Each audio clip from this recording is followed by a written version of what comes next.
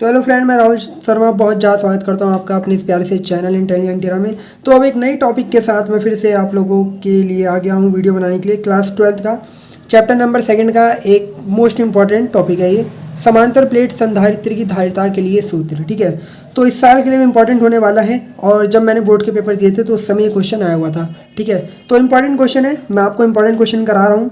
तो अब यहाँ पे हम लोग किस तरीके से इसके लिए डेरिवेशन करेंगे वो बात है हमारी। ठीक है, आपको पता होगा कि समांतर प्लेट संधारित्र आखिर में होते क्या असल में।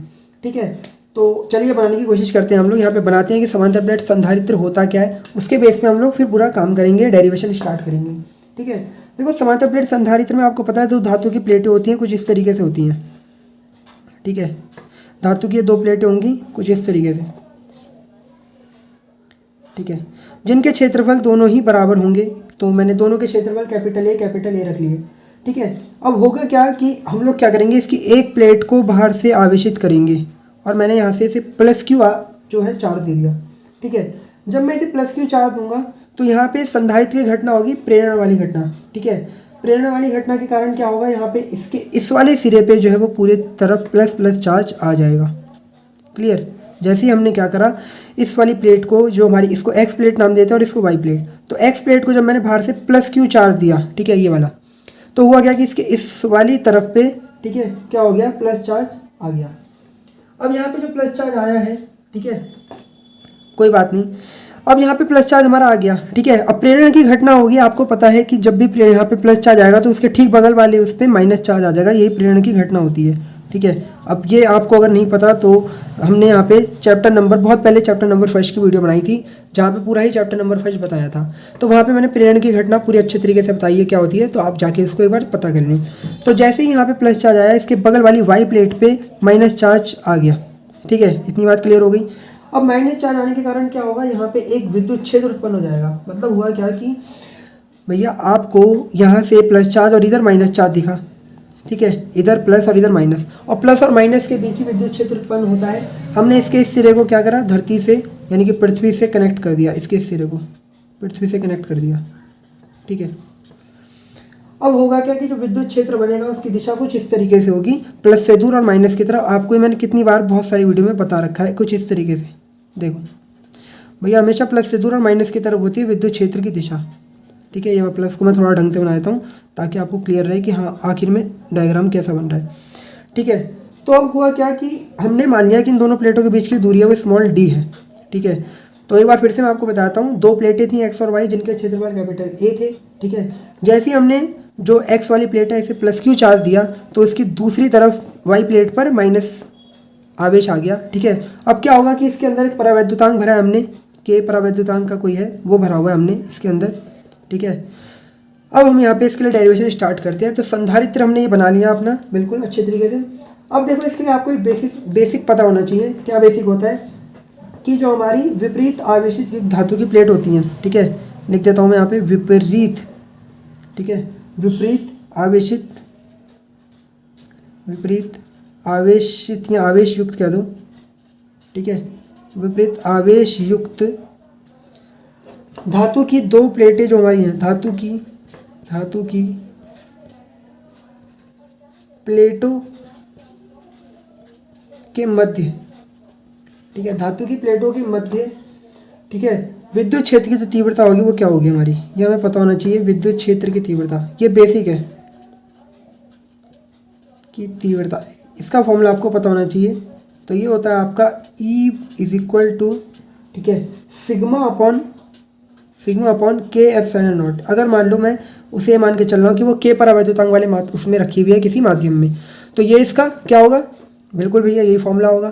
अब मुझे ये पता है चूँकि सिग्मा जो होता है वो हमारा होता है Q/A। ठीक है, मैंने आपको पहले भी बता रखा है, सिग्मा जो होता है हमारा होता है वो Q/A होता है, यानी कि एकांक क्षेत्रफल में पड़े आवेश की संख्या या वितरित आवेश जो हमारा वही सिग्मा होता है हमारा।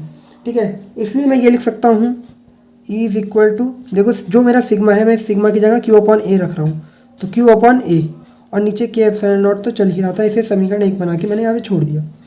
ठीक है फ्रेंड, अभी तक देखो मैंने क्या करा है। ठीक है फ्रेंड, तो देखो अभी तक मैंने क्या करा, मैंने विपरीत आवेश युक्त धातु की जो प्लेटों के मध्य विद्युत क्षेत्र की तीव्रता जो यहाँ पे आई, उसको मैंने निकाला इस वाले फॉर्मूले से। अब मुझे एक चीज़ पता है कि sigma is equal to q upon a होता है, तो यहाँ से मैंने ई बराबर सिग्मा की जगह क्यू अपॉन ए रखा और नीचे के और एप्सिलॉन नॉट तो थी, ठीक है। इसे समीकरण 1 बनाया। अब इसके बाद देखो हम क्या करेंगे, हमें पता है कि भैया यहाँ पे एक विद्युत क्षेत्र उत्पन्न हुआ है, ठीक है। तो विद्युत क्षेत्र उत्पन्न जो हुआ है, तो फ्रेंड्स अब हमें पता है कि विद्युत क्षेत्र हमारा इस तरीके से जो हमने निकाला है, ये दो आवेशित प्लेटों के मध्य जो विपरीत आवेशित है, एक पे प्लस एक पे माइनस। एक तरीके से और भी निकाल सकते हैं। हमें पता है कि भैया अगर मान लो कहीं पे विद्युत क्षेत्र हो, ठीक है, और उस पर विभव भी हो, तो उसके कारण भी विभव अगर है और विद्युत क्षेत्र है तो एक तरीके से और निकल सकता है, जो हमने अभी पढ़ा पीछे।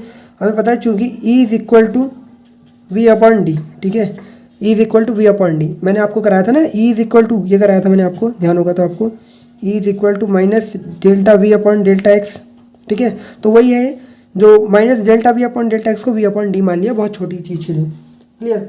तो यहाँ से मैं V is equal to A upon D लिख सकता हूँ। कैसे लिखा मैंने यार, देखो इन दोनों की गुणा करा दी, क्रॉस गुणा, ठीक है। चलो यहाँ तक आ गए। अब समीकरण 1 से E का मान मुझे पता है, तो समीकरण 1 से मैं E का मान रख सकता हूँ। समीकरण 1 से E का मान, E का मान, ठीक है। जब E का मान मैं रखूँगा समीकरण 1 से, तो मेरे पास समीकरण क्या बनेगी, नहीं जरा ध्यान से देखना, ठीक है। यहाँ पे रख रहा हूँ V is equal to E की जगह Q A के एप्सिलॉन नॉट, और यहाँ पे D चल रहा है, ठीक है। इसे मैंने समीकरण 2 बना के रख दिया, क्योंकि इससे आगे मुझे कुछ समझ नहीं आ रहा है, या अभी कहो कि आपको भी समझ नहीं आ रहा होगा कि करना क्या है। तो फॉर्मूला एक बार फिर से हम लोग किसके लिए निकाल रहे हैं उस पर गौर फरमाते हैं। हम निकाल रहे हैं संधारित्र की ये धारिता जो है ना, इसके लिए फॉर्मूला, और मामला बिल्कुल सेट कर रखा है मैंने V निकाल लिया है।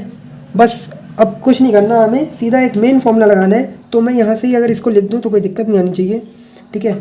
हमें पता है कि अगर संधारित्र की धारिता C हो तो C इज इक्वल टू होता है Q अपॉन V, ठीक है, Q अपॉन V। इतना पता है हम लोगों को, ठीक है, इतना तो पता है ना हम लोगों को। चलो अगर आपको इतना भी नहीं पता तो आपको मैं एक चीज़ बताता हूँ कि मैं इतना तो पता ही है ना कि मैं किसी वस्तु को जितना आवेश दूंगा विभव भी उतनी मात्रा में बढ़ेगा, ठीक है। जितना ज़्यादा आवेश विभव उतना ज़्यादा, और जैसे ही मैं ये हटाऊंगा तो यहाँ पे एक नियतांक आएगा जो धारिता होती है, तो Q is equal to C V. यहाँ से C बराबर क्या आएगा, Q अपॉन V, ठीक है। तो वही काम मैंने यहाँ पे करा है ना, मैंने यहाँ पे पहले से फिर रख लिया, ठीक है। अब यहाँ पे V का मान मुझे समीकरण 2 से पता है, तो मैं समीकरण 2 से V का मान रख रहा हूँ। समीकरण 2 से V का मान, जब मैं V का मान लगाऊंगा यहाँ पे, तो C is equal to Q ऐसे ही रहेगा, V की जगह Q A के एप्सिलॉन नॉट और D ऐसे ही, इस Q से Q कट जाएगा और ये पूरा का पूरा टर्म, ठीक है, A के एप्सिलॉन नॉट ये ऊपर चला जाएगा, तो C बराबर A के एप्सिलॉन नॉट ऊपर और ये D नीचे का नीचे ही रहेगा। तो ये आपका आएगा संधारित्र की धारिता के लिए सूत्र, समांतर प्लेट संधारित्र की धारिता, ठीक है। आगे बात क्लियर। तो एक बार फिर से देख लो हमने क्या करा, हमें इसके लिए एक संधारित्र लिया। देखो ये जो फॉर्मूला है ना, ये बहुत मेन है, समझ लो, इसके बिना कहानी नहीं चलेगी आगे। आपको ये पता होना चाहिए फॉर्मूला कि अगर विपरीत आवेशित धातु की दो प्लेट हैं तो उनके बीच विद्युत क्षेत्र की तीव्रता इस वाले फॉर्मूले से निकलेगी। तो बस अब मैंने इस तरीके से निकाला, जहाँ पे सिग्मा Q अपॉन ए होता है, समीकरण 1 बनाई। फिर अब मुझे पता है कि भैया एक विद्युत क्षेत्र की तीव्रता कुछ इस तरीके से भी निकलती है, E बराबर V अपॉन डी से। यहाँ से मैंने V का मान निकाला। देखो असल में मुझे चीज़ क्या चाहिए थी, मुझे ये चीज़ चाहिए थी, C is equal to Q upon V, ठीक है। तो Q की तो टेंशन नहीं थी, मुझे V निकालना था, तो मैं समीकरण 2 तक इस रास्ते से आया। बस फिर मैंने क्या करा, यहाँ पे C बराबर Q अपॉन V रखा, समीकरण 2 से मान रख के काट के सॉल्व करा, तो इतना फेरेड हमारा आंसर आ जाएगा, ठीक है फ्रेंड। वीडियो अच्छी लगे तो लाइक करो, शेयर करो, और हाँ पढ़ते रहो और वीडियो को सपोर्ट करो, क्योंकि आप लोग ज़्यादा देख नहीं रहे, तो देखें तभी तो फिर आएगा, मज़ा आएगा हमें भी, ठीक है दोस्तों। थैंक यू, पढ़ो।